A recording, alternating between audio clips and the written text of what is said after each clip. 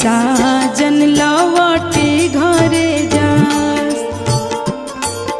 अरे हमारा के ले पापा जांघे बैठते साजन